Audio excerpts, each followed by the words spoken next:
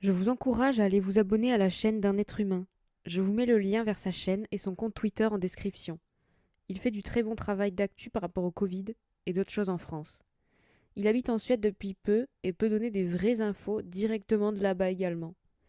Il n'a que 3000 abonnés et il mérite beaucoup plus. Allez le soutenir en vous abonnant.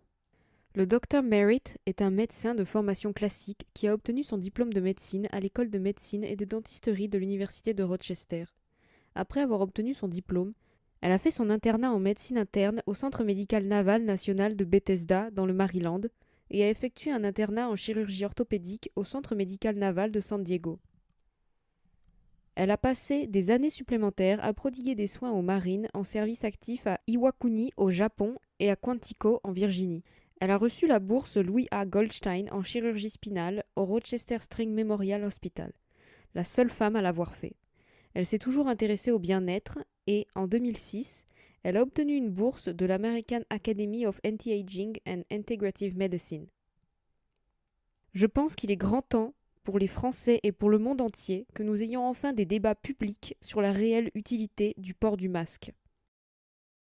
J'ai été diplômée de l'école de médecine de l'université de Rochester en 80. Je suis devenue chirurgien orthopédique de la colonne vertébrale. J'ai fait 10 ans en tant que chirurgien militaire, puis j'ai siégé au comité du Congrès qui étudiait la technologie pour l'armée, pour la marine en particulier. C'est comme ça que j'ai fait des recherches sur les armes biologiques et toutes sortes de choses, dont les masques. Et je vais vous dire, dans toute ma carrière professionnelle, que je n'ai jamais entendu quiconque croire réellement qu'aucun genre de masque en dehors d'une véritable combinaison de confinement de niveau 4 fait une différence par rapport au virus à petites particules. En fait, le CDC lui-même vient de publier un article en mai disant exactement qu'ils ne peuvent pas contenir la grippe avec ces masques, et c'est encore plus grand que ce virus. Maintenant, et j'ai examiné toute cette science, j'ai donné une conférence au Nevada le mois dernier, et c'est en ligne sur YouTube. Medical Technocracy est mon nom. Et vous pouvez regarder toutes les infos scientifiques.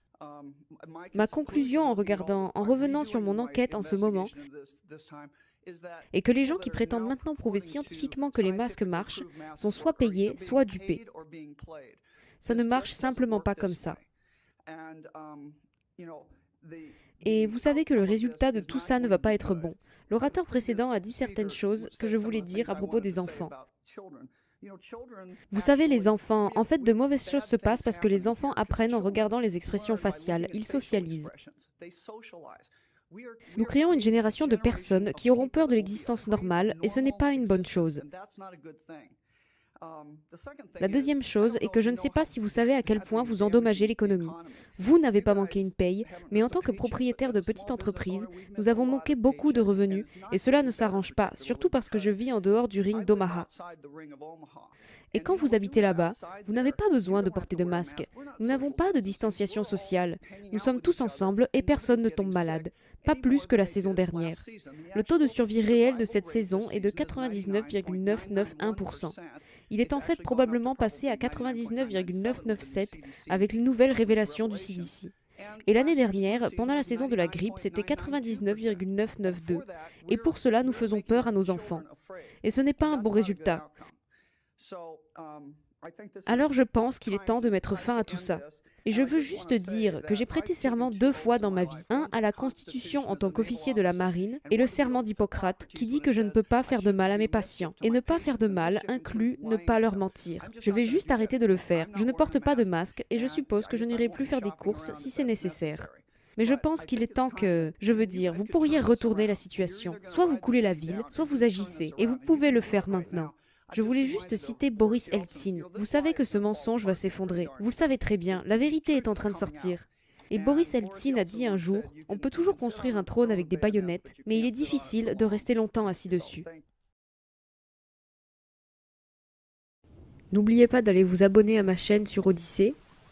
Vous pouvez me suivre sur Facebook ou sur Twitter. Allez jeter un œil à notre site de traduction collaborative trad.pub. Vous pouvez me soutenir en faisant un don sur PayPal et Tipeee. Un grand merci à tous ceux qui le font. Prenez soin de vous et à bientôt.